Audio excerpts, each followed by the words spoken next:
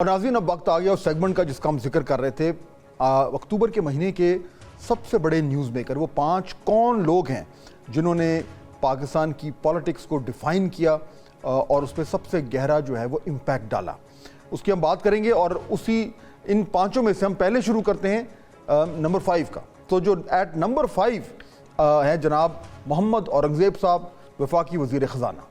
ناظرین اکتوبر کے مہینے میں پاکستان کی معیشت میں بہتری کا سلسلہ مستحکم ہوتا نظر آیا۔ گزشتہ چند ماہ سے اکانومی کے جو میکرو انڈیکیٹرز ہیں وہ کافی حد تک امپروو ہوتے نظر آ رہے ہیں، مگر یہ کہا جا رہا ہے کہ استحکام اگر ایک عرصے تک رہے گا تو پھر ہی جو ہے وہ معاملات جو ہیں وہ بہتر ہوں گے اور اس بہتری کو مانا بھی جائے گا۔ آج مہنگائی کی شرح بھی کم ہے، روپیہ بھی سٹیبل ہے، IMF کا پروگرام بھی جاری و ساری ہے، ڈیفیسٹس بھی کم ہو رہے ہیں، ریمیٹنسز جو ہیں ان میں بھی بتدریج اضافہ ہو رہا ہے، اور اسٹیٹ بینک کا جو انٹرسٹ ریٹ ہے وہ بھی باقاعدگی سے کم ہوتا جا رہا ہے۔ ہاں ابھی اس میں کوئی شک نہیں کہ چیلنجز باقی ہیں اور نہایت ہی اہم اصلاحات ہیں وہ بھی ہونا باقی ہیں، مگر ایک ہچکولے کھاتی معیشت کی کشتی کو باحفاظت یہاں تک لے کر آنے میں وزیر خزانہ محمد اورنگزیب کا مرکزی کردار ہے۔ انہوں نے خاموشی سے ایک پروفیشنل کی طرح کام کرتے ہوئے اکانومی کو اتنا سٹیبل کر دیا ہے کہ اب گروتھ کو بڑھانے کے امکانات جو ہیں ان پہ کم از کم بات ہونا شروع ہو گئی اور امکانات بھی کچھ حد تک روشن ہوتے جا رہے ہیں۔ اس لیے ہمارے لیے اس مہینے کے 5 اہم ترین نیوز میکرز میں ان کا شمار ہوتا ہے۔ اب آ جائیں نیوز میکر نمبر 4 اور وہ ہیں جناب فواد چودھری صاحب، تحریک انصاف کے سابقہ وزیر اطلاعات۔ آج کل جو ہے وہ نہ 3 میں ہے نہ 13 میں، مگر اس کے باوجود وہ PTI کی قیادت پر بھاری پڑتے ہوئے نظر آ رہے ہیں۔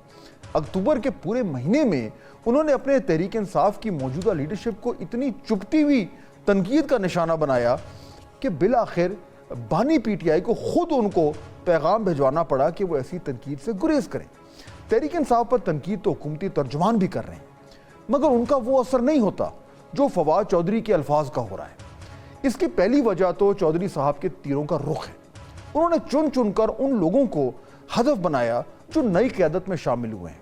خاص طور پر انہوں نے وکلا کو اپنے نشانے پر رکھا۔ ایسی تنقید کا اثر زیادہ اس لیے بھی ہوا ہے کہ وہ باتیں جو اکثر تحریک انصاف کے لوگ بند دروازوں کے پیچھے کرتے ہیں، فواد چودھری صاحب ان معاملات کو کیمروں کے سامنے لے آئے۔ یوں فواد چودھری ایک طریقے سے 1 مین آرمی بن کر ابھرے اور پارٹی کے بڑے بڑوں کی انہوں نے چیخیں نکال دی۔ چودھری صاحب کی اس چپتی ہوئی تنقید سے تحریک انصاف کی پالیسی بھی کچھ حد تک تبدیل ہوتی نظر آ رہی ہے۔ اس لیے ناظرین فواد چودھری ہماری نیوز میکر لسٹ میں اس مہینے کے لیے نمبر 4 پر ہے، اور نمبر 3 پر ہے اعظم نذیر تارڑ، وفاقی وزیر قانون۔ ناظرین لگ بھگ 2 ماہ سے 26ویں ترمیم پاکستان کی سیاست پر چھائی رہی۔ اس حوالے سے جو ترمیم کا پہلا جو 56 نکاتی ڈرافٹ آیا تھا، جب وہ منظر عام پہ آیا تو اس نے ہر طرف کھلبلی مچا دی تھی۔ آج تک یہ معلوم نہیں ہو سکا کہ اس ڈرافٹ کا مصنف کون تھا۔ اس کے بعد سے مذاکرات کا جو سلسلہ چلا اس میں وفاقی وزیر قانون اعظم نذیر تارڑ کا ایک اہم ترین کردار تھا۔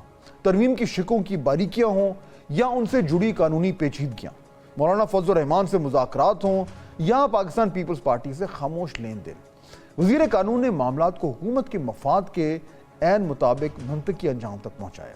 مگر اس ترمیم کے پاس ہونے کے بعد ان کے ذمے ایک اور کام تھا، اور وہ تھا وکلا برادری کو ایسے رام کرنا کہ وہ متحد ہو کر حکومت مخالف مہم نہ چلا دیں۔ اس حوالے سے سپریم کورٹ بار ایسوسی ایشن کے الیکشن جو تھا وہ ایک امتحان تھا۔ حامد خان گروپ کی شکست اور آسما جہانگیر گروپ کی جیت میں اعظم نذیر تارڑ کی بہت بڑی کامیابی ہے۔ اس کے پیچھے وزیر صاحب کی لمبے عرصے سے وہ کوششیں جاری ہیں جن میں وہ مصروف تھے، اور بالآخر وہ رنگ لے آئیں۔ اس لیے ہماری اس نیوز میکر لسٹ میں وزیر قانون اعظم نذیر تارڑ 3 نمبر پر براجمان ہے، اور نمبر 2 پر علی امین گنڈا پرسد، وزیر اعلیٰ خیبر پختونخوا۔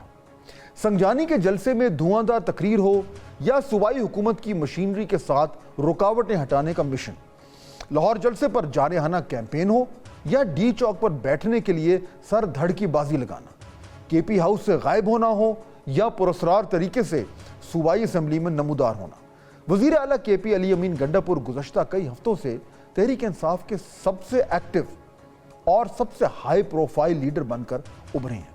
چاہے بانی چیئرمین سے اہم ترین گائیڈ لائنز دینا ہو یا اسٹیبلشمنٹ سے مذاکرات کرنا، علی امین صاحب نے اپنے لیے ایک ایسی جگہ بنائی ہے کہ ان کے پاس سرکاری اختیارات بھی ہیں اور بانی چیئرمین کے عطا کیے اختیارات بھی.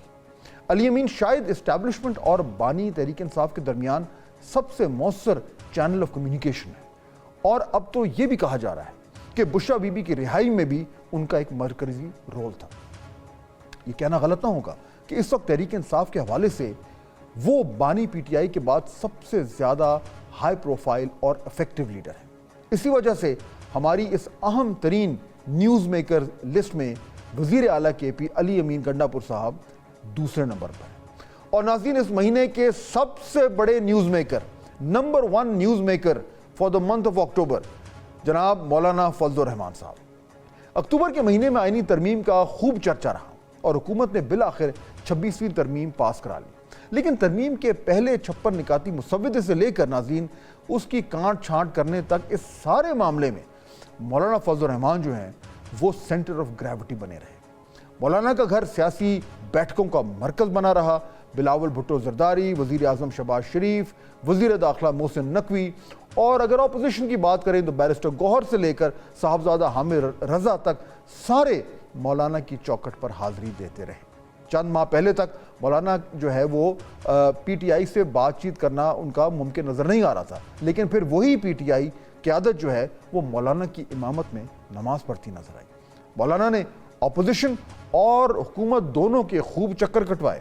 وہ حکومت جو پہلے آئینی ترمیم کا مسودہ دکھانے کو تیار نہیں تھی، مولانا کو مسودہ دکھانے پر رضامند ہو گئی اور بالآخر مولانا صاحب نے اپنی مرضی کی شکیں شامل کروا کے اور متنازع شکیں نکلوا کر حکومت کو زیر کر ہی لیا. اسی لیے ناظرین، news makers of the month میں مولانا فضل الرحمان صاحب نمبر 1 نیوز میکر ٹھہرے. تو ناظرین، یہ تھے ہمارے top 5 news makers of the month. ایک بار پھر ان کی لسٹ جو ہے وہ سن لیجئے. نمبر 1 پر ہیں جناب مولانا فضل الرحمان صاحب، نمبر 2 پر ہیں جناب علی امین گنڈاپور صاحب، نمبر 3 پر ہیں اعظم نذیر تارڑ صاحب، نمبر 4 پر فواد چودھری صاحب، اور نمبر 5 پر محمد اورنگزیب صاحب.